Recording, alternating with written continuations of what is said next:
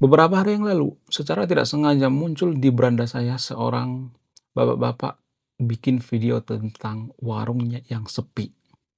Jadi kebetulan warungnya adalah warung Padang. Dia mengatakan, "Kok tiba-tiba warung saya sepi ya?"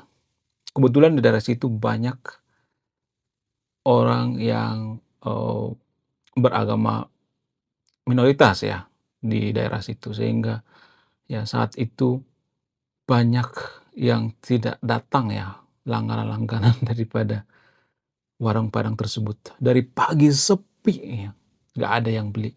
Dia mengatakan, apakah ini faktor atau apakah ini penyebab dari kasus persekusi rumah ibadah yang di Padang kemarin? Apakah ini ada hubungannya atau tidak? Apakah ini berdampak atau tidak? Apakah ini hukuman sosial atau tidak? Sangat menarik ya untuk kita bahas, apakah ini berhubungan atau tidak gitu. Tapi saya tidak berpihak pada agama tertentu ya, saya tidak berpihak pada suku tertentu, saya berpihak pada kebenaran ya. Dan menurut saya ini sangat menarik untuk dibahas ya. Ada semacam ya fenomena yang sangat unik ya yang terjadi di Konoha. Kemudian ya, kalau saya perhatikan ya, masyarakat Indonesia itu sangat standar ganda, terutama dalam bidang kesukuan atau kelompok atau aliran.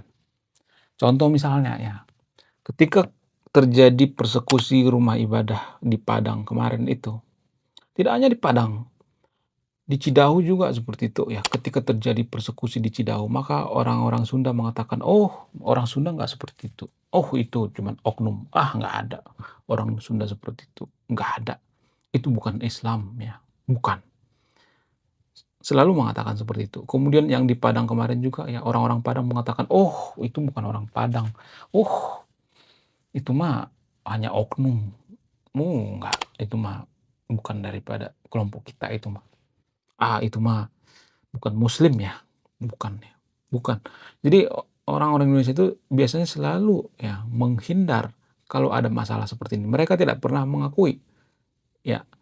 Tapi ya, kalau misalnya nih ada orang Padang atau orang Sunda misalnya nih ya yang berprestasi di luar negeri misalnya, misalnya orang Padang nih ya bisa eee, menciptakan sesuatu yang berguna bagi kemaslahatan umat manusia misalnya misalnya obat kanker misalnya. Dia dianugerahi ya piala Nobel misalnya, ya setara dengan Pak Habibie misalnya, seorang penemu ilmuwan misalnya. Maka mereka akan mengatakan, "Oh, itu orang Padang ya, itu orang Padang. Siapa dulu dong," ya kan. Ya itu kan satu suku kita, deket rumah saya sama dia itu deket. Iya pokoknya ini satu jengkal padahal jauh banget ya kan. Jadi orang Indonesia biasanya seperti itu ya. Ya kalau misalnya nih ada orang Sunda di luar negeri misalnya, walaupun orang Sunda itu jarang merantau ya, ya, kalau misalnya ada yang sangat berprestasi mereka akan mengatakan, "Oh, apa dulu dong ya sukunya, apa dulu agamanya.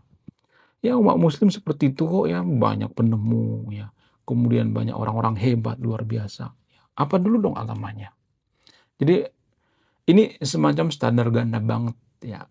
Kalau prestasinya mereka akan klaim ya, tapi kalau yang kelompok mereka melakukan kejahatan misalnya, melakukan dosa dan sebagainya, mereka akan mengatakan, "Oh, itu bagian dari kelompok kita." Ini namanya standar ganda atau standar janda yang membagongkan ya. Standar janda yang, menurut saya ini sangat sangat sangat ya, sangat tidak bagus sekali ya. Nah, yang jadi pertanyaan, kenapa bisa seperti itu? Kenapa orang Indonesia itu selalu standar ganda? Apa alasannya? Kita akan bahas dari sudut pandang antropologi. Mari kita gaskan. Secara antropologi, masyarakat Indonesia itu masih menganut yang namanya kesukuan. Ya, walaupun itu sudah berusaha dihapus, tapi tetap aja ya, banyak kok orang Indonesia yang merasa dirinya itu kesukuan ya, apalagi yang tinggal di desa. Nggak semuanya ya, tapi rata-rata seperti itu. Dan karena mereka merasa bahwa kesukuan atau, mereka merasa berkelompok-kelompok, berkomunitas dan sebagainya ya, karena pada dasarnya budaya Indonesia itu adalah budaya kolektivitas ya, artinya budaya berkelompok-kelompok ya. Makanya di Indonesia itu banyak geng motor, kelompok-kelompok ya, partai-partai dan lain sebagainya. Karena apa? Karena masyarakat Indonesia itu suka yang namanya, eee, berkomunitas ya. atau grup-grup WA bertaburan di mana-mana kan. Kalau misalnya nih ada grup WA nih, ya kalau misalnya ada masalah dikit, mereka akan bikin grup WA baru gitu. Jadi orang Indonesia itu paling suka seperti itu. Karena apa? Karena masyarakat Indonesia itu sangat ya kolektivitas ya, sangat suka berkelompok-kelompok ya, sangat suka berkomunitas-komunitas, bikin geng-gengan dan lain sebagainya. Nah, ketika terjadi persekusi rumah ibadah atau rumah doa yang ada di Padang kemarin itu, maka mungkin sebagian ya, ada yang memberikan sanksi sosial ya, dugaan saya sanksi sosial ya. Karena apa? Karena kelompok mereka diganggu gitu. Mungkin ya dugaan saya itu berasal dari minoritas misalnya. Karena minoritas diganggu, maka minoritas yang langganan daripada si bapak tadi itu, warung Padang itu, mereka kesel ya. Ya, ini semacam hukuman sosial. Ya, sebenarnya nggak ada salah sih yang punya warung Padang, nggak jadi masalah. Tapi kan masalah-masalah seperti ini kan sangat sensitif ya. Saya sering ya membaca komentar-komentar di sosial media karena saya sangat suka membaca ya. Komentar-komentar netizen juga saya sering bacain gitu. Ya, ketika kejadian di Padang kemarin itu banyak kok yang minoritas mengatakan ya, oknum-oknum ya, nggak semuanya minoritas mengatakan, "Oh, di tempat saya itu banyak warung Padang. Ya, jangan sampai kita usir ya. Tempat saya itu mayoritas Oh, nonis 99%. Jangan sampai saya usir ya, kalau ada yang jualan warung Padang di sana dan lain sebagainya. Jadi, ini permasalahan yang sangat serius, guys. Permasalahan yang sangat serius. Kenapa bisa seperti itu? Apa alasannya? Ya karena masalah tadi itu. Walaupun kelompok mereka itu salah ya, mereka akan bela mati-matian, ya. Itu yang jadi permasalahan, ya. Dan membelanya itu bukan menghukum ya, tapi dengan cara menghindar ya. Oh, itu bukan dari kelompok kita. Padahal mereka tahu itu dari kelompok mereka. Seperti yang terjadi di Padang kemarin itu. Ya banyak orang Padang yang mengatakan, orang Padang nggak seperti itu. Orang Padang itu toleransi dan sebagainya. Padahal pada datanya ya, di video sebelumnya saya udah bahas ini, pada datanya, Sumbar termasuk salah satu provinsi paling intoleran di oh, Indonesia. Datanya dari mana? Datanya dari Setara Institute dan Sumbar Kita. Ya, ada tuh artikel bernama Sumbar Kita. Ketik aja nanti di Google ya kalau nggak percaya. Banyak tuh datanya. Jadi apa susahnya sih kita mengakui, oh ternyata Sumbar itu salah satu provinsi intoleran yang nggak jadi masalah ya. Itu kan introspeksi diri, nggak jadi masalah. Apa salahnya ya kan? Ya. Tapi kalau saya perhatikan di Indonesia itu ya rata-rata ya masyarakat Indonesia itu kalau misalnya ada seperti ini, mereka akan standar ganda, sangat standar ganda.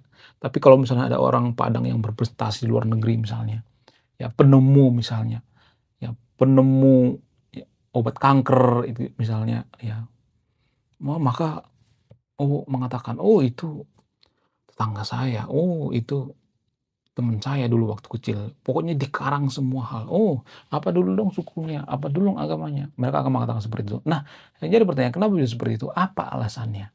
Salah satu alasan yang paling masuk akal itu karena masyarakat Indonesia itu rata-rata munafik. Ya, sangat-sangat munafik. Jadi orang Indonesia itu ya, lain di mulut, lain di bibir, lain pula yang dikerjakan.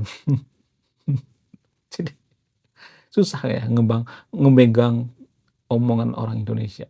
Kalau misalnya mengatakan nggak semuanya orang Indonesia seperti itu. Iya saya tahu nggak semuanya. Tapi kita ngambil rata-rata. Data itu berdasarkan rata-rata.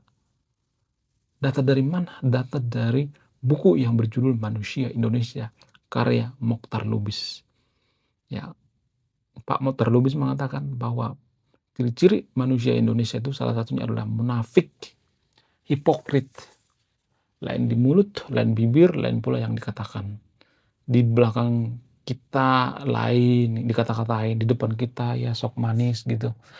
Orang Indonesia seperti itu, ya rata-rata. Kenapa bisa seperti itu? Apa alasannya?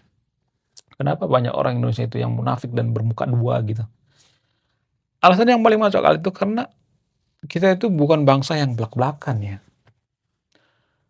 Karakter bangsa kita itu bukan karakter bangsa yang blak-blakan. Kenapa bisa seperti itu? Kenapa bangsa kita itu tidak blak-blakan? Apa hubungannya blak-blakan dengan munafik? Sangat berhubungan ya.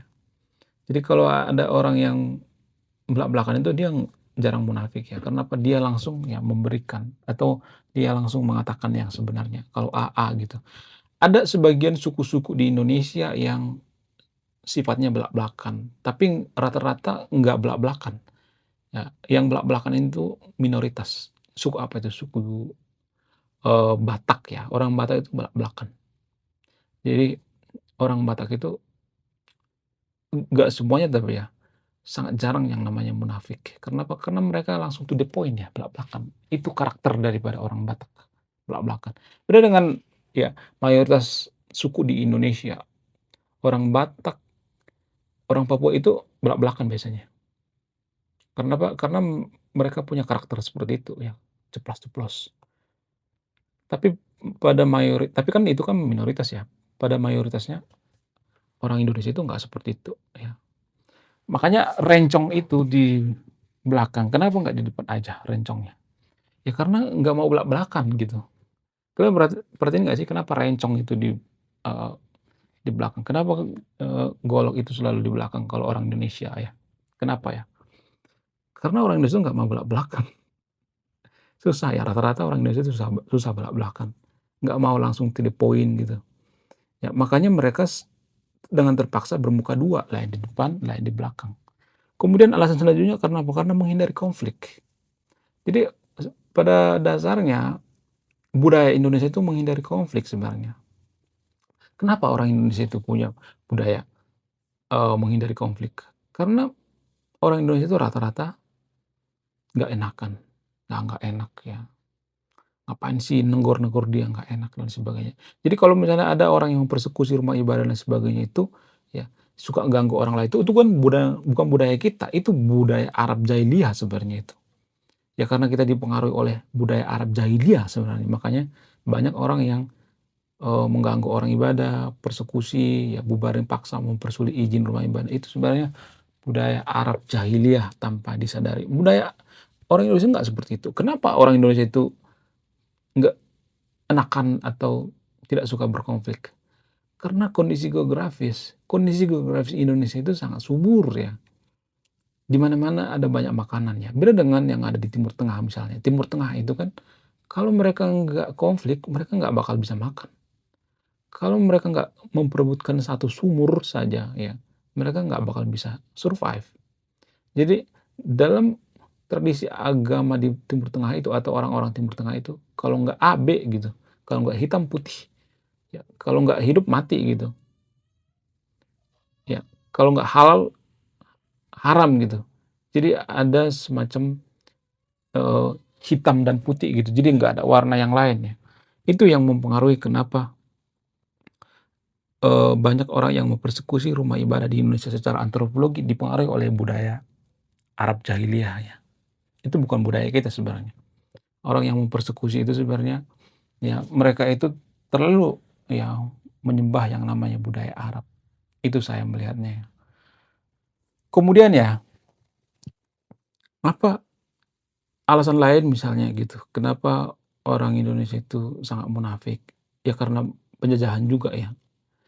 Ya, kerajaan-kerajaan zaman dulu ya, kita tuh beralih dari kerajaan ke negara demokrasi atau negara republik itu sangat cepat ya peralihannya. Kenapa? Karena kita belum belajar ya dari zaman feodal ke zaman demokrasi itu harusnya ada spend waktu kan ya untuk belajar, tapi kita nggak belajar. Sehingga apa? Sehingga budaya-budaya feodal zaman dulu itu masih kita bawa zaman sekarang. Makanya banyak orang yang bermuka dua. Orang feodal itu kan nggak boleh sembarangan yang ngomong sama raja, yang kalau misalnya di hatinya A, nggak boleh blak-blakan sama raja. Ya gimana mau blak-blakan coba orang menghadap raja aja harus seperti ini, harus sungkem, ya kan. Gimana mau blak-blakan coba. Itu budaya feodal. Budaya feodal lah yang mempengaruhi kenapa kita tidak suka blak-blakan. Dan ini semacam buah simalakama ya. Kalau misalnya kita nggak suka berkonflik, maka ini akan numpuk terus ya, numpuk terus, numpuk. Nah, suatu saat dia meledak. Makanya di Indonesia itu banyak perang antar, geng gitu. Seperti FPI dan PWI itu kan sebenarnya mereka karena sudah menumpuk ya selama ini. Menumpuk, ya menumpuk masalah-masalah gitu, nggak langsung diomongin gitu, kalau ada masalah nggak langsung diomongin. Ya karena apa? Karena budaya kita seperti itu, budaya nggak enakan gitu, tapi numpuk numpuk numpuk numpuk langsung ya, langsung meledak ya. Kemudian ya, kalau saya perhatikan di Indonesia itu ya, kalau saya perhatikan itu tidak akan hilang yang namanya mempersekusi rumah ibadah orang lain, nggak bakal hilang lagi, ya. Kemudian bubarin paksa dan sebagainya, nggak bakal hilang. Kecuali ada satu kejadian yang sangat luar biasa. Apa itu? Perang agama, atau perang saudara, atau pisah dari Konoha. Saya tidak sedang memprovokasi yang nonton video ini, karena saya membaca sejarah ya. Atau kita bandingkan misalnya dengan negara-negara yang ada di Eropa, Amerika. Amerika itu dulu kotok-kotokan ya antar mereka, perang saudara. Ribut satu sama lain, nggak pernah damai. Berapa ratus tahun mereka kotok-kotokan perang. Nah, ketika mereka perang dengan skala yang sangat besar ya, banyak korban jiwa, maka sejarah ini dituliskan. Dan orang-orang Amerika belajar dari sejarah itu, ya, belajar dari kesalahan masa lalu. Sehingga Amerika tidak mau perang saudara, karena mereka sudah capek perang saudara. Sudah menikmati perang saudara. Sementara di Indonesia saya melihatnya perang saudara itu masih skala kecil ya, bukan skala global ya. Kalau terjadi perang saudara skala global, maka akan ada perubahan yang sangat signifikan. Ya, maka orang-orang akan menuliskan sejarahnya dan mereka akan mengatakan, oh ternyata mempersekusi rumah ibadah orang lain itu nggak boleh ya. Ternyata bubarin paksa ibadah orang lain itu nggak boleh ya. Ya karena ini akan menyebabkan perang ya, perang suku, perang saudara, perang agama. Jadi harus manusia itu ya sebenarnya harus digampar dulu gitu, pak pak gitu, baru mengerti sebenarnya. Kalau misalnya Anda mengatakan, oh dalam agama Kristen ajaran Yesus kan nggak boleh seperti itu dan sebagainya bla bla, saya tidak menyangkal itu ya. Tapi gini guys, kalau kasih pipi kiri ya, terus kasih lagi pipi kanan gitu, seperti filosofi agama Kristen. Mohon maaf ya bagi teman-teman Kristen ya. Ya mohon maaf ya, itu tidak berlaku pada dunia realitas. Saya melihatnya itu berlaku pada saat zaman itu. Jadi saya berpikir bahwa ayat-ayat dalam Alkitab atau ayat-ayat dalam kitab suci itu hanya berlaku pada saat zamannya. Karena apa? Karena itu seperti pil atau obat. Kalau zaman sekarang dikonsumsi, maka kita akan bisa keracunan. Saya tidak sedang memprovokasi yang nonton video ini ya, tapi tergantung konteks ya. Konteksnya itu kan zaman dulu, bukan konteks zaman sekarang ya. Saya juga kadang bertanya, apakah karena orang Kristen itu berpikir kasih pipi kiri tampar pipi kanan gitu, sehingga terjadi persekusi rumah ibadah? Bayangkan, 100 kasus persekusi rumah ibadah di Indonesia sejak reformasi. Jadi itu artinya ada semacam unsur kesengajaan di Konoha. Saya tidak sedang memprovokasi yang nonton video ya, biar kita belajar dari sejarah gitu, biar kita belak-belakan, buka-bukaan, apa sih yang jadi permasalahan? Ya, itu yang jadi permasalahannya. Kemudian karena ketakutannya, ketakutan dan terlalu cinta terhadap agamanya.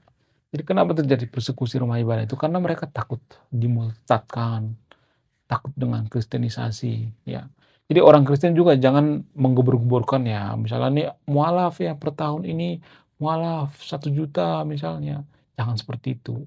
Itu akan bikin mayoritas takut. Jadi saya tidak berpihak pada mayoritas dan minoritas ya. Saya benar-benar netral ya, biar tidak terjadi masalah ya.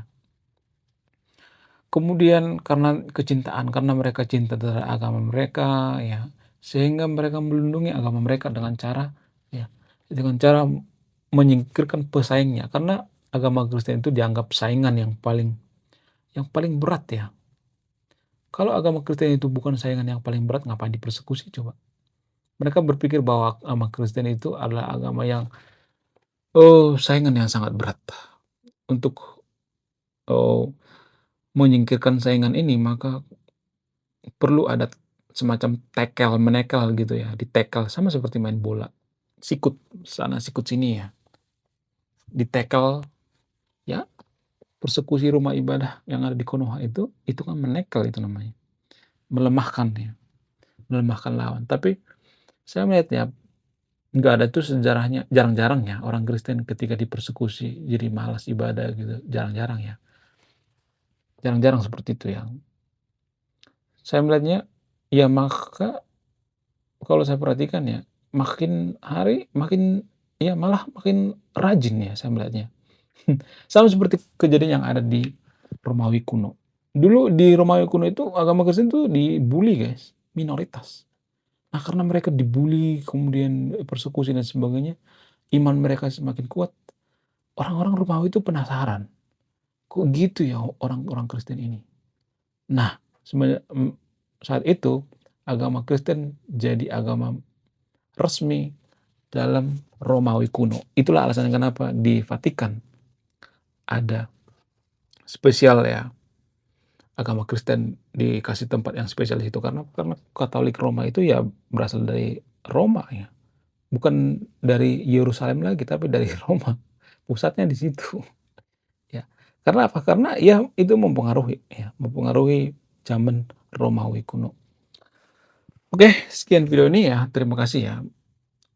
Pesan-pesan yang saya sampaikan dari video ini adalah, tapi Anda yang menyimpulkan ya, tidak menyimpulkan ya. Pesan-pesan yang saya sampaikan itu, apakah kita harus perang saudara atau perang agama supaya tidak terjadi yang namanya bubarin paksa, intoleransi yang terjadi seperti Cidahu, Sukabumi, dan lain sebagainya? Itu adalah pertanyaan yang harus dijawab.